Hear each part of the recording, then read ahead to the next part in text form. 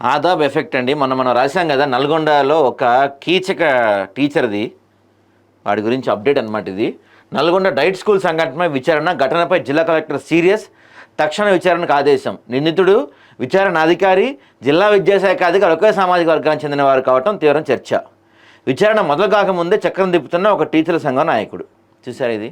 అంటే మిమ్మల్ని గురు ప్లేస్లో ఉంచి మీరు చేసింది ఎదవ పనులురా అని మేము చెప్పిన తర్వాత దాని గురించి ఒక కమిటీ వేస్తే ఆ కమిటీకి ముగ్గురు, ఎవరు, నిందితుడు, విచారణాధికారి, జిల్లా విద్యాశాఖ అధికారి, ముగ్గురు ఒకటే కులపోళ్ళంట. ఇంకేముందరే, మన కులపోడే కదరా భయ్, ఆడు ఏం చేస్తే ఏముంది, అమ్మాయిల్ని గోకితే ఏముంది. రేపటి రోజున అందులో మరి మీ కూతురు కూడా ఉంటుంది. మీ కూతురుని కూడా ఎవడో ఒకటాన్ని గోకితే అప్పుడు మన కులపోడేగా గోకింది అనుకుంటారా?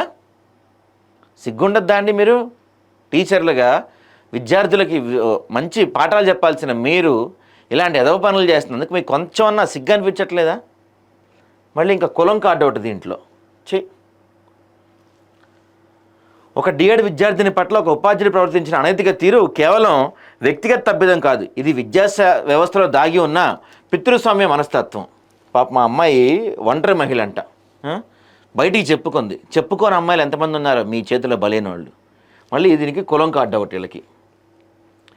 ఈ సంఘటనపై జిల్లా కలెక్టర్ తక్షణ విచారణకు ఆదేశాలు ఇవ్వటం అభినందనీయ విషయం. అయితే నిందితుడు, విచారణాధికారి, జిల్లా విద్యాశాఖ అధికారి ఈ ముగ్గురు ఒకే సామాజిక వర్గానికి చెందినవారు కావడంతో పెద్ద ఎత్తున ప్రశ్నలు లేవనెత్తుతుంది. న్యాయం అనే పదం వర్గ సంబంధాల బంధంలో పడిపోతే బాధితులకు న్యాయం జరుగుతుందని గ్యారంటీ లేదు. ఇంతే కదండి మరి.